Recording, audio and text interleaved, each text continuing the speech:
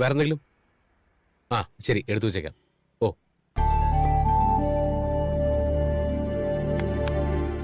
ആ, ദൈവം കരുണയുള്ളവനാന്ന് പറയുന്നത് വെറുതെ അല്ല.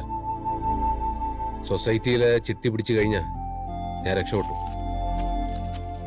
അതേതായാലും ഭാഗ്യായി അല്ലേ ഗിരിയേട്ടാ? അതല്ലേ പറഞ്ഞത്. ആ ചിട്ടി കിട്ടിയാല് സ്ത്രീധന കാര്യത്തിൽ ഒരു പരിധിവരെ ആശ്വാസം കിട്ടും. അതുകൊണ്ട് എത്ര കഷ്ടപ്പെട്ടിട്ടാണെങ്കിലും ആ ചിട്ടി പിടിച്ചെടുക്കാൻ നോക്കണം. പണത്തിന്റെ കാര്യത്തിൽ ഗിരിയേട്ട് എന്ത് ചെയ്യുമെന്ന് വിചാരിച്ച് ഞാനും ഒന്ന് വിഷമിച്ചു. പക്ഷേ ഇത് കേട്ടപ്പോ എനിക്ക് സമാധാനമായി. ഏതോ ഒരു നല്ല നേരത്തിനാ എനിക്ക് ചിട്ടി ചേരാൻ തോന്നിയത്. അത് സത്യം. അല്ല ഗിരിയേട്ടാ, ചിട്ടി നേരത്തെ പിടിക്കുമ്പോ കുറച്ചു രൂപ നഷ്ടാവും അല്ലേ? അതൊന്നും സാരമില്ലടാ, നമ്മുടെ അല്ലേ ആവശ്യം.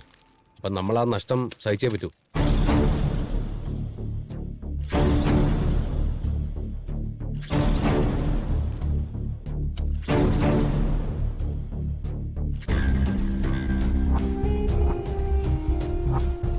ഇതും കൂടെ പിടിച്ചോ ഗിരി.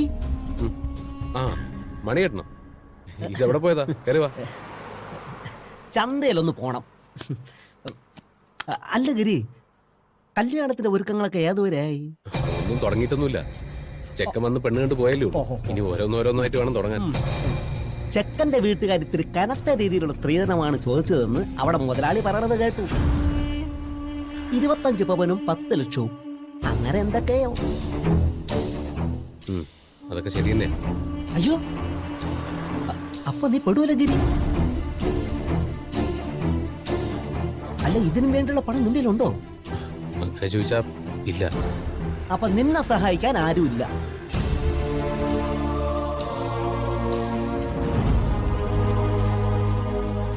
മുതലാളിയോ ഭാഗ്യവെച്ചിയോ ചിലപ്പോ എന്തെങ്കിലും സഹായിച്ചാലായി. പക്ഷേ അതുകൊണ്ടൊന്നും ഇത്രയും വലിയ സ്ത്രീധനം കൊടുക്കാനാവില്ലല്ലോ.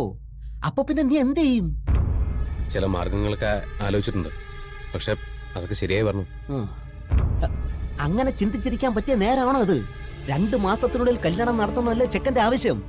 ആ അതെ, 2 മാസത്തിനുള്ളിൽ നടത്തണം. അപ്പൊ ഇനി ദിവസങ്ങളില്ല.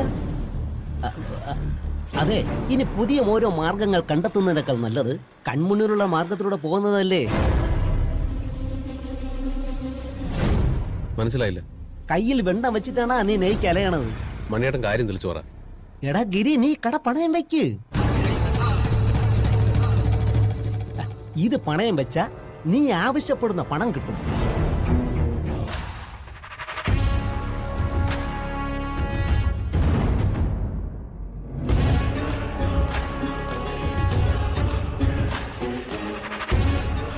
ഞാൻ പറഞ്ഞില്ലേ ഇന്ന് നിനക്ക് ഇഷ്ടമുള്ള ആഹാരം തരുമെന്ന്. അതാണ് ഇവിടെ വിളമ്പി വെച്ചിരിക്കുന്നത്. ഇതെല്ലാം എനിക്കുള്ളതാണോ? എല്ലാം നിനക്കുള്ളതാ. എന്തൊരാക്രാന്ത.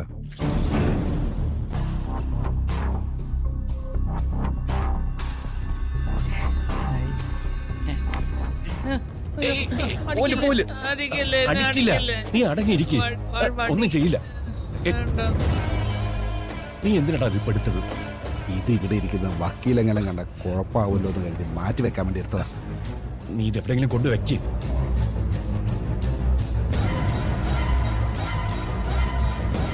നീ പേടിക്കണ്ട, അവൻ നിന്നെ തല്ലാനൊന്നും എടുത്തതല്ല.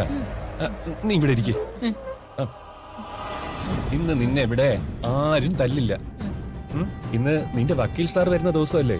നിന്റെ വക്കീൽ സാർ വരുന്ന ദിവസം നിനക്ക് എപ്പോഴെങ്കിലും ഞങ്ങളുടെ തല്ലി കിട്ടിയിട്ടുണ്ടോ? ഇന്ന് നിന്നെ ആരും ഉപദ്രവിക്കില്ല. പക്ഷേ ഞങ്ങൾ പറഞ്ഞാലും നിനക്ക് ഓർമ്മയുണ്ടല്ലോ, വക്കീൽ സാർ എന്ത് ചോദിച്ചാലും നിനക്കിവിടെ സുഖമാണ്, സന്തോഷമാണ്, നിനക്ക് ഇഷ്ടപ്പെട്ട ആഹാരമൊക്കെ കിട്ടാറുണ്ട്, നിന്നെ ഇടയ്ക്കൊക്കെ പുറത്ത് കൊണ്ടുപോകാറുണ്ട് എന്നൊക്കെ വേണം പറയാൻ. കേട്ടല്ലോ?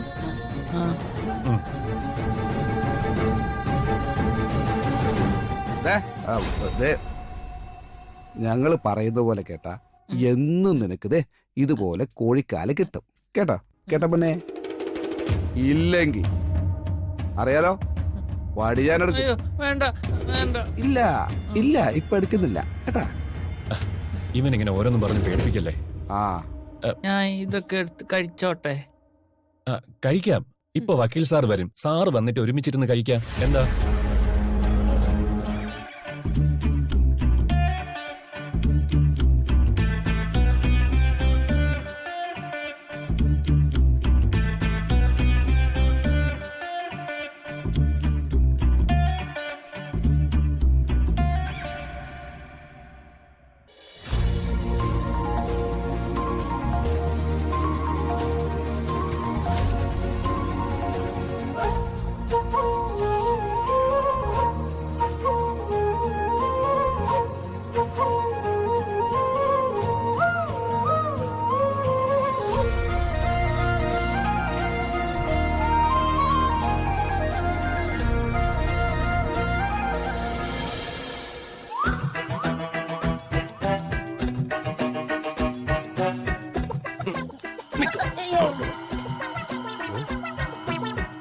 നീ എന്താണ് ഇവിടെ ഒളിച്ചു കളിക്കണോ? എന്നെ ഒന്നും ചെയ്യല്ലേ.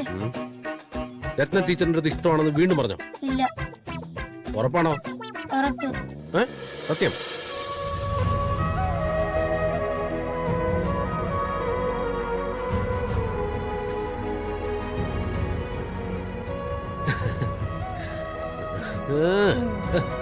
പേടിക്കണ്ട കേട്ടോ, നമുക്ക് ഊഞ്ഞാലാടാ.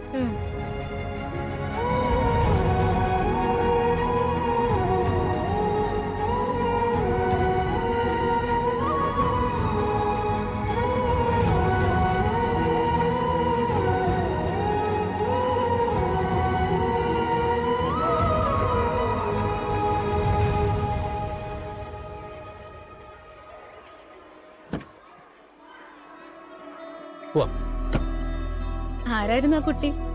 അവൻ ആളൊരു കുറുമ്പന. അവന്റെ വിശേഷങ്ങൾ പറഞ്ഞാൽ പാറു ചിരിക്കും. പോണ വഴിക്ക് വിശദമായിട്ട് പറഞ്ഞുതരാം. വണ്ടി എടുക്കും.